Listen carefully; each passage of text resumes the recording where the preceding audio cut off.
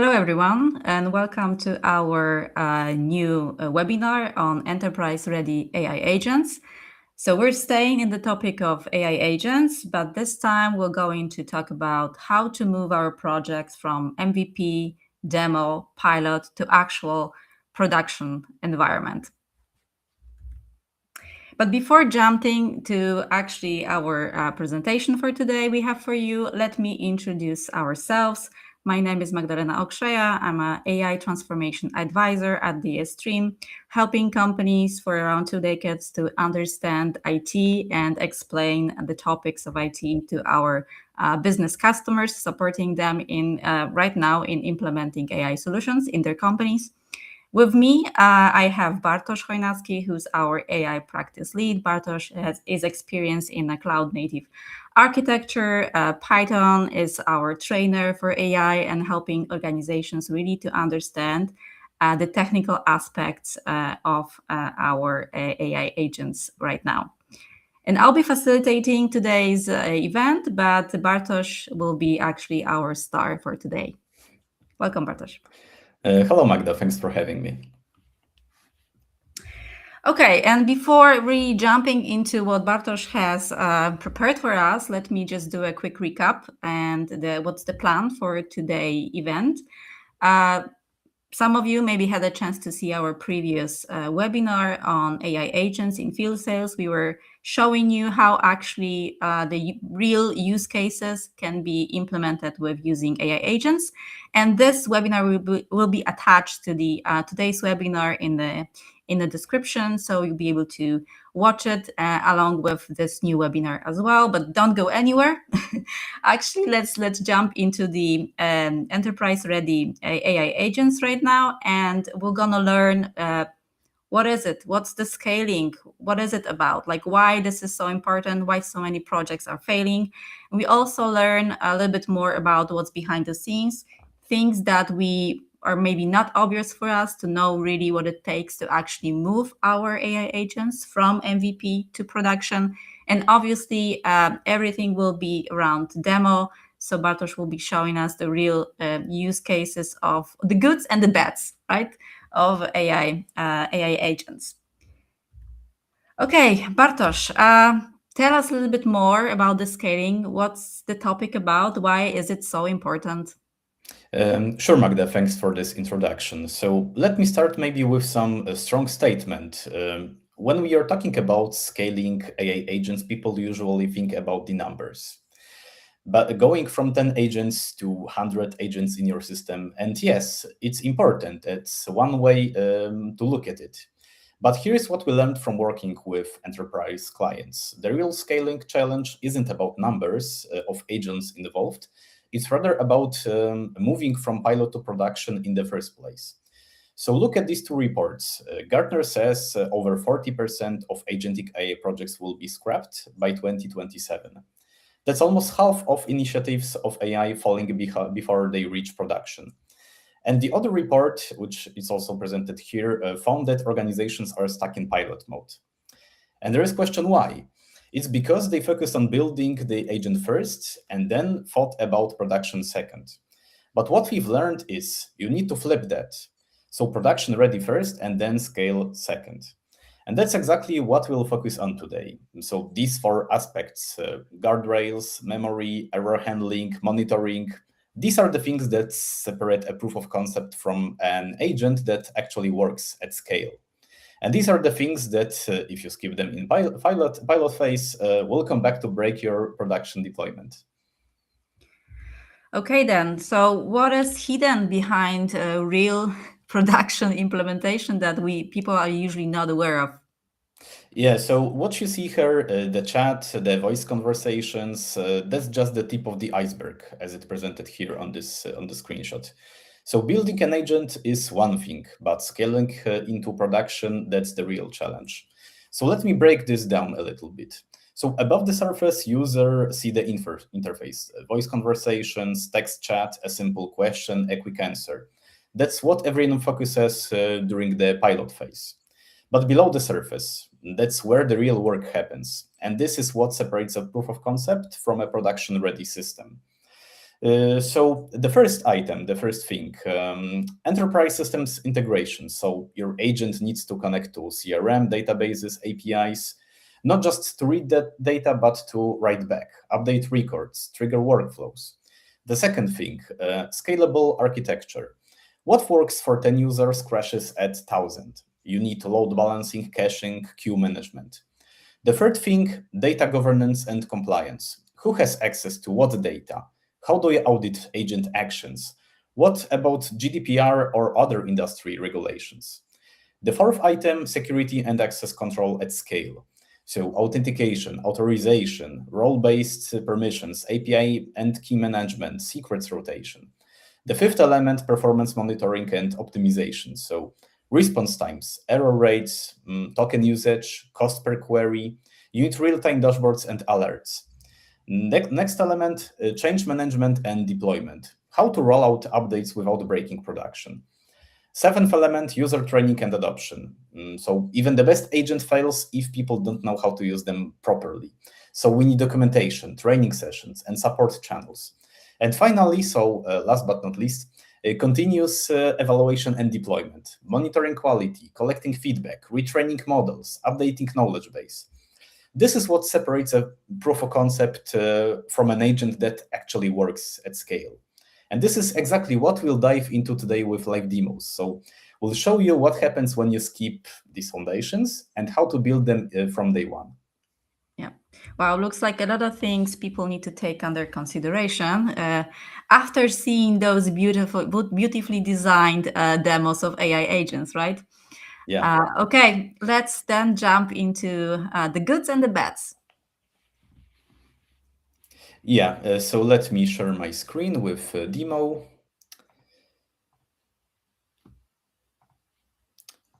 Here it is.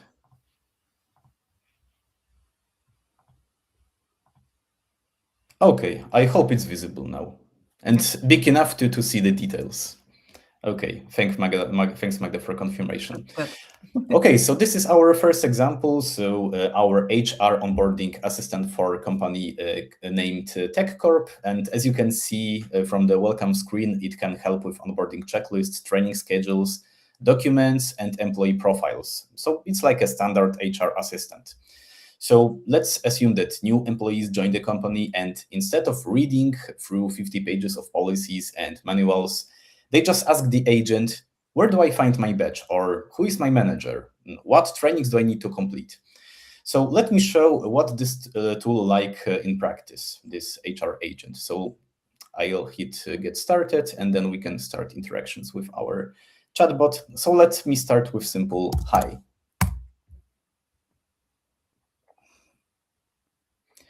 Okay, so as you can see, the agent response introduces itself. It's ready to help, looking good so far.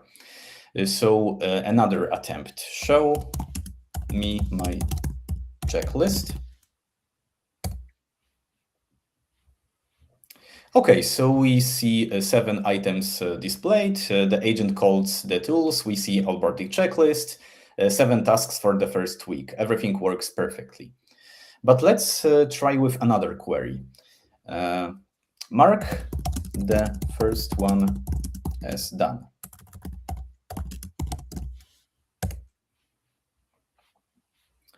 Okay, did you see what happened here? So we literally asked for the checklist 5 seconds ago, or maybe 10 seconds ago. The agent even displayed it, and we are looking at it right now on our screen because the checklist is still visible. But when we tried to ask this agent to mark the first item as completed, the agent has no idea what we are talking about because it doesn't remember. Every message is treated like the start of a new conversation. So let's try another attempt. Who is my manager?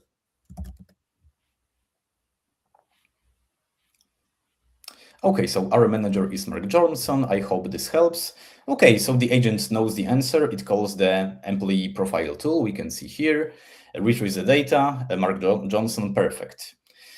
So another query which is related to the previous one. Can I schedule a meeting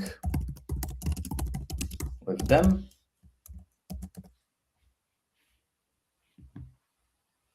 And there it is again, yeah, the same error as previous, yeah. So the agent just told us who the manager is 10 seconds ago, but now we say with them, and it's a mystery for this chatbot. And this is the problem. The agent has no memory at all, no context, so no conversation history. Each message is completely isolated. The agent answers the question and immediately forgets everything. So when we say the first one or with them, like in the second example, it has completely no idea what we are referring to, and that's a deal breaker for production. So let me transition to application B. It's the same assistant, but this time built with conversation memory from day one. Same agent, same tools, same design even, but notice the difference in the welcome message. It says, I'll remember everything we discuss. Yeah, it's mentioned here. That's the key difference. And this version has full conversation memory. So let's just click get started and see it in action. So we'll start with the same query as in the previous example. So with simple hi. Okay, so it's the response is identical as in the previous example. So it has the greeting possibilities. So let me just type another query, show me my checklist. So the same query as in the previous example as the second query. Okay, also, as previously we see these items, yeah, the 7 items which are on our checklist for things to be done. So another query, mark the first one as done. Okay, and we see response, okay, I've marked complete IT setup request as done. And exactly, do you see the difference? The agent remembers what we just talked about, yeah, because it knows we are referring to a checklist. It just showed us. It understands the first one means the first task. It's not guessing, it's maintaining and conversation context. So that's the key difference between a demo and a product.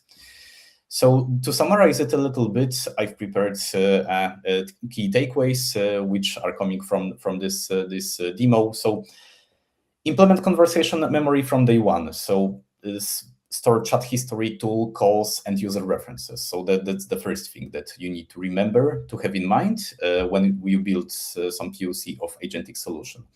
So the next thing is just to test with multi-turn conversations. So not just single questions, because real users say the first one with them, that thing, and they are not specific about the particular query.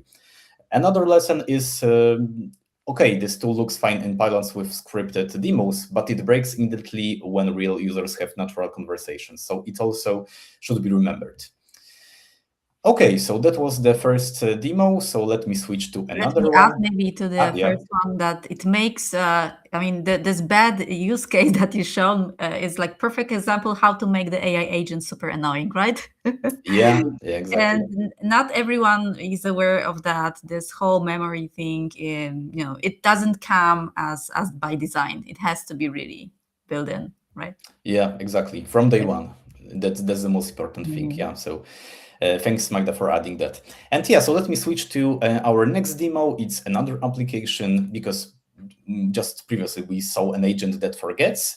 So let me show you another problem is just as dangerous as in the previous example. So this is the Swift Log Operations Hub, so a logistic assistant for warehouse coordinators. And as you can see, it manages shipments, priorities, inventory, and dispatch orders, all through a chat interface with real-time tool calls.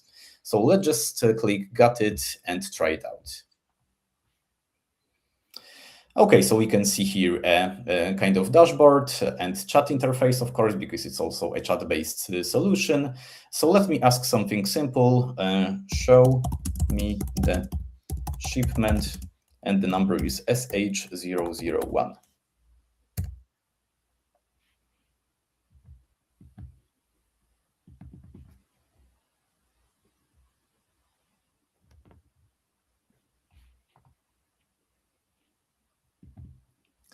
Oh, it's a problem. Of course, it's also another factor that I wanted to present you in this case, but not as the first for the first example. So let me type again. Show me shipment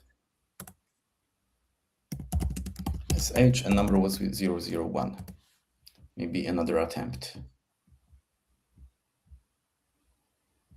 And of course, it's because agentic solutions are based on large language models, and those tools are not deterministic. So yeah, it seems that it's some kind of overload here.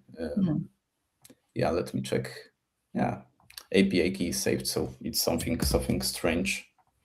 Or maybe another attempt. I can even check this from the list of possible questions to the chatbot.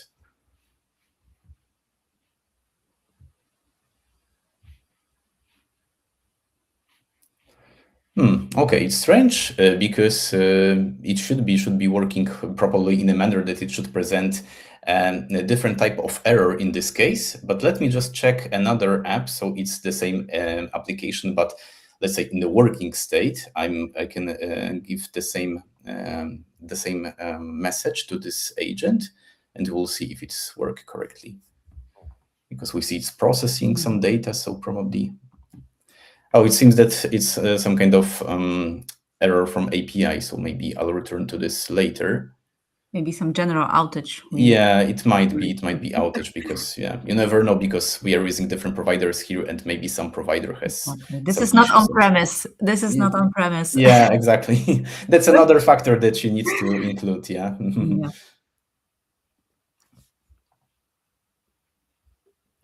Okay, but at least you can see a difference here. Maybe that's not that I wanted to present you during considering this case, because But we saw something different, right? We saw like the different error message. Yeah, exactly. Because you're right, Magda. Because this case was all about handling error messages. Of course, I wanted to present it in a different form, but at the end of the day, what matters is that this error message is totally different handled than comparing to app B. So the same application under the hood, because it's the same operations hub assistant. But let's see the difference between these two error logs. So we should also assume that some things like this one will happen in production, because, as you mentioned, Magda, it's very important. We are not using on-prem LLMs, but instead we are relying on tools which are provided by third-party vendors. If it could be OpenAI, Anthropic, Gemini, any particular vendor of LLMs. But let's assume that some things like some event like that happened on production for the end user. And of course, the end user, we cannot assume that it's a technical person. And this error could be ambiguous for a person who is using this application on a daily basis and just wants to fetch some information from the database. And of course, it's this error HTTP 529 error. It's of course a very strange error message for someone who is not a technical person. But let's switch to this example. And of course, under the hood, we also get this API error because probably there is some kind of outage from LLM provider. But for the end user, it's not necessary, because for the end user, it's important that service is unable to reach the AI service, and this error message is handled in a better way. I can, of course, try to hit retry. Maybe it will start to work. We'll see. But it's a case where it's extremely important for the user adoption, right? Imagine someone is getting such errors like all the time, not really knowing what's happening with the tool, and then just loses completely trust in our application, where it could not be necessarily the problem on our side, right? So handling it gracefully, showing the more user-friendly messages, if it's the problem of finding data or just kind of technical error, should be done, more gracefully, right? Yeah, yes, exactly. So, that's the lesson that comes from this example. So error handling I think it was perfect moment for this. Perfect example to experience this kind of error. Yeah, maybe it's even better than the example that they want to show you, because Exactly. it's real. Yeah, it's not prepared Real, up front. yes. It's real. Yeah. And it's real demo, so you guys see that everything can happen. Yeah, exactly. But at the end of the day, what matters is that this error is handled more properly. Yeah, so it's the user is not receiving this strange red dangerous error message on their face. It's rather handled in a more subtle way. So yeah, I think it's good, and we can move Yeah, you can summarize. forward. Yeah. Yeah, and just to Mhm. summarize it a little bit, just to give you some key lessons from this example, fallback scenarios should be prepared before going into production. So we should ask ourselves what happens when data is missing or API fails, like in this example, or maybe when users type a wrong inputs, because the error like that could also be a result of wrong query from the user. So error handling, if it's either from API or from the end user, it's important. Yeah, I so will maybe add at the end that our engineering team, and in that case, hopefully the team of this AI provider that we used, knows that something happened. So that's also super important, right? Not only for the user, but also for the maintenance purpose. yes, Yeah. yes, indeed. You nailed it, Magda. So thank you for adding this important point. So let me maybe switch to third example, and I hope everything is okay with this provider. So this is our Novatech IT help desk assistant. So as you can see, it manages tickets, assigns technicians, escalates issues, searches the knowledge base. So let's just click OK and try it out. So let me start with also, as usual, simple query, show me all critical tickets.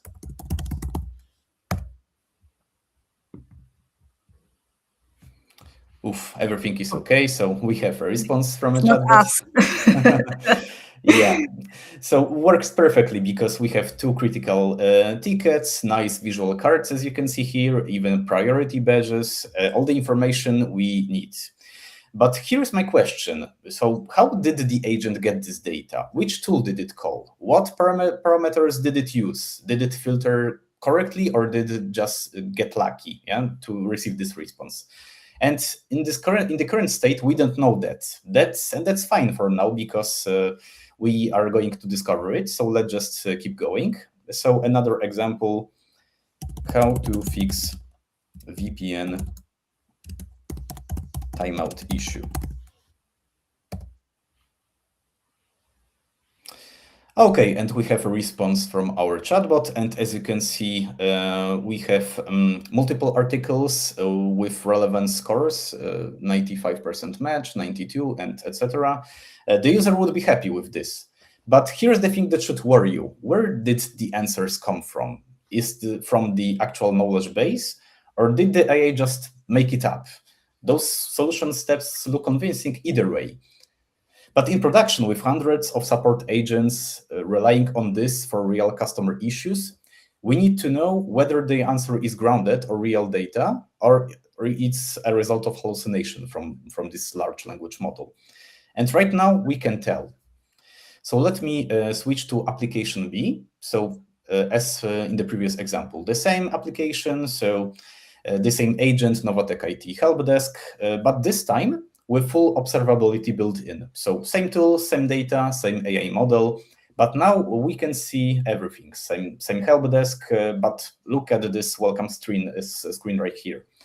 So full of observability, every tool call, every decision, every error is traced in real time via Trace Inspector, which I'm also going to show you.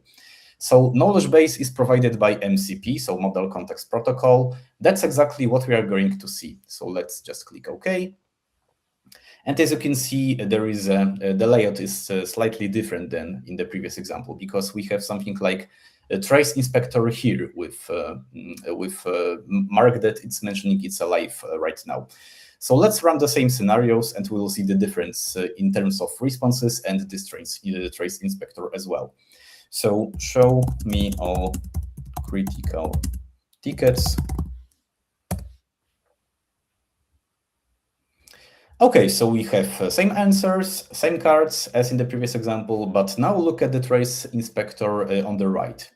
So we have 4 spans. The first one, Gemini processes our question. Then we have tool call, open tickets, 0 milliseconds even, so very fast. Then the model takes the results and generates the response.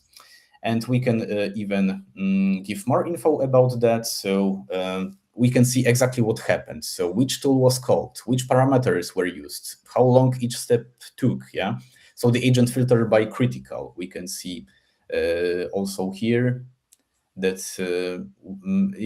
those parameters were taken into account to generate the response. So there is no guessing here, no assumptions, just facts. And let me switch to another example, which is also a query that we used previously in the example in the app A. Yeah, this not fully working application. But let me just type the same question here. So how to fix VPN timeout issue.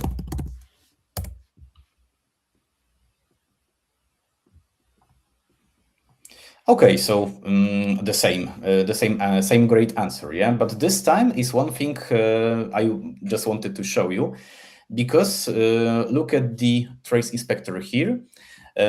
We have a span called MCP tool call. So it's our span here, yeah. It's detailed answer here. So we have an information that not a regular tool was used. It's the rather MCP, so our Modex control protocol was used, which hosts our internal knowledge base. So instead of relying on pure LLM, because LLM could hallucinate the answer, it could not seek through our knowledge base to fetch the answer. It could just fetch our own data, which was gathered during training process. But this time we have a different approach. So instead of relying this knowledge which comes from model itself, we are relying on MCP. And this local host is connected to our knowledge base. So with that, with this tracing, we are 100% sure that this answer was gathered from our internal knowledge base. So it's not an effect of hallucination of model, rather than it's an effect of searching through our knowledge base. So it's a totally different approach. And yeah, this is huge, because when I showed you app A and asked, is from the knowledge base or did AA make up? We didn't know. And right now we know the answer, because the trace proves it. The agent called the MCP knowledge base, searched for VPN timeout. We can see query here, got 5 articles back with the same matches as previous, and used those to generate the answer. So this is grounded in real data, so no hallucination at all. Yeah, and that's the power of observability combined with MCP. So you don't just see what the agent did, you see where the data came from. And maybe another example, just to finish this particular case. Let me type, tell me about ticket, and there is a, let's say, number TK9949, yeah, in this query. Okay, so look now at the trace. There is a red error badge. Yeah, also error means probably nothing very happy to the end user. But the error counter in session summary jumped to once. We can see this session summary here. So we can see exactly which span failed, what input caused it, and what error it returned. So we have more information than just regular error message that we saw previously. So, but what's important to notice here, it's also the agent didn't crash. Yeah, the application is still working. It took that error and turned it into a helpful message for the user. But even if the agent had given a wrong answer, we'd know exactly where to look. That's the difference between debugging in the dark and debugging with a flashlight. Yeah, to say in this way. Yeah, so key lessons from here: track every tool call. So which tool was invoked with what parameters, what output, how long it took. This is your debugging lifeline. Use MCP or similar protocols. So of course, there is also agent-to-agent protocol, not only MCP. But you need to know one thing: is the answer from the knowledge base or the answer was hallucinated? And also the last thing, observability. So observability equals trust. You can explain decisions to CTOs, prove compliance to auditors, and debug failures in minutes. Yeah, so that was the third example. And all right, we've seen already 3 scenarios: agents that forget context, agents that crash on edge cases, agents that work but you can't debug. So now let me show you one more thing, and it's our last example for today. It's quick because you've already seen the pattern. Yeah, it's about cost control and guardrails. And this is the last scenario for today. This is the simple sales assistant for field reps. It has knowledge base from product data, store information, pricing, the usual stuff. And I don't want to focus on the app itself. We've already seen enough apps today. But what I want to do is quickly create a few interactions. So have some data to look in the monitoring tool. Let me type a few things then. So maybe start with what products do we offer for small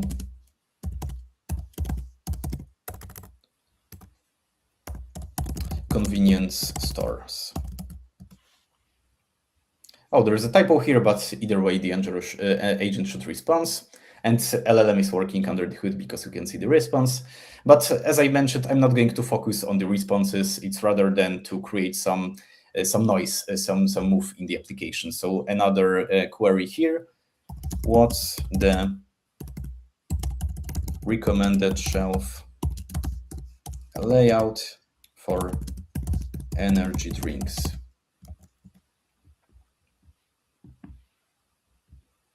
Okay, we have an answer, so maybe another attempt. Give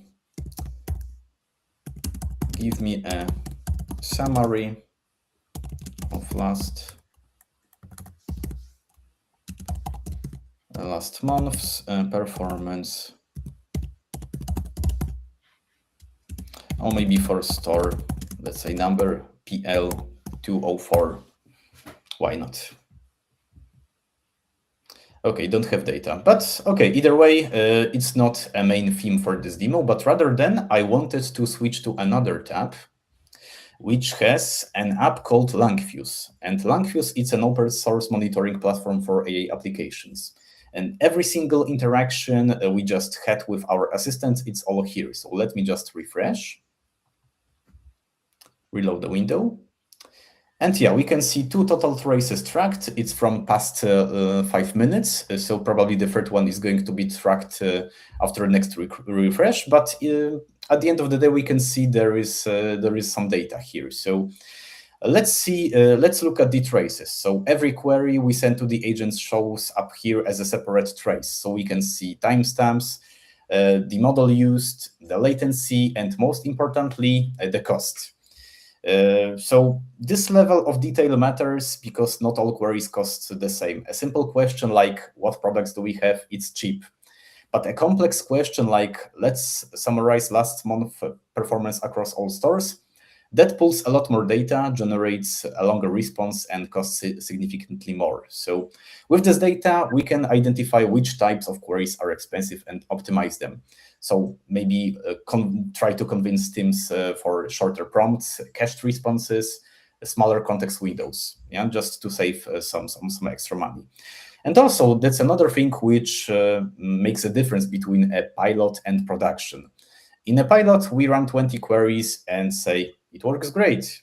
In production, we need to know what does it cost, who is using it, and can we afford to scale it 10 times. And also, key lessons from this scenario here, implement cost tracking from day one, every API call, every token, every query, track it all in real time. Another lesson, set budget limits and alerts. You don't want until you are just overspent. And also another lesson, monitor usage patterns by user, team, time period. You can identify power users, anomalies, and optimization opportunities. Yeah, maybe do some kind of small wrap up of all 4 scenarios. All of these scenarios have one thing in common. They don't show up those issues during the pilot phase. They show up at scale. So when you have real users, real data, real edge cases, and real pressure. The good news is every single one of these problems is solvable. We showed you the solutions today. So memory, error handling, observability, guardrails, these aren't fancy add-ons. They are just foundation of production-ready AI agents. Okay, so that was the demo. We can return to presentation. Yes. Thank you, Bartosz, for this great, I mean, demos, I would say in the plural, actually, because that was a lot of apps to handle. Yeah. As you can all see, real demo, real demo. Okay, and now it's a time for all of you to grab your phone and take a photo of the QR code that we're showing here. And what's behind this QR code? We're not gonna leave you with your bare hands after this demo. So everything that Bartosz shared with you and all these things, and like, I would say checklist that you should have and make sure that your MVP or pilot solution has all of these things like covered before it goes into the production. So you can find it in that short ebook or one pager that we're going to share with you. Those who actually signed for this webinar through our form, they're definitely going to receive that with the follow-up email after this event. Okay, then. I think it's a perfect moment actually to wait for the questions from our audience. So you can start typing and thinking of your question right now. And in the meantime, I will use this, let's say, 1 or 2 minutes to tell you a little bit more about DStream. So DStream, the company that thanks to which we are able to show you this webinar today.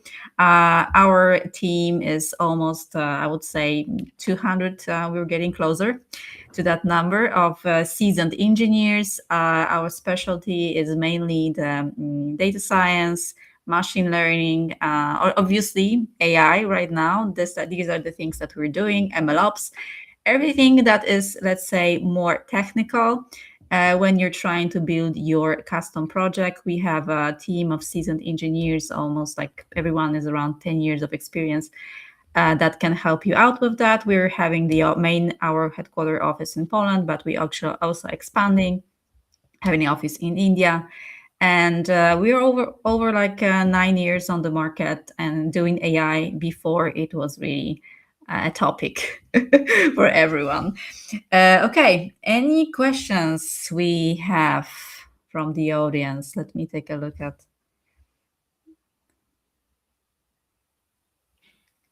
No questions yet.